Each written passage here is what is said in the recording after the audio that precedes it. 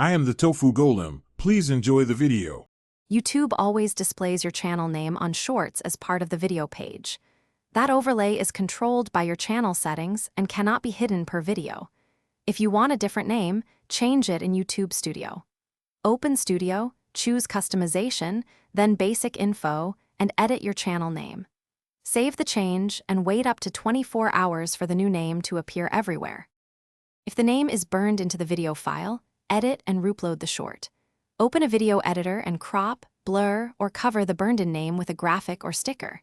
Keep the vertical 9:16 frame and export at 1080x1920 to meet short specs. Upload the edited file as a new short from the same or different channel.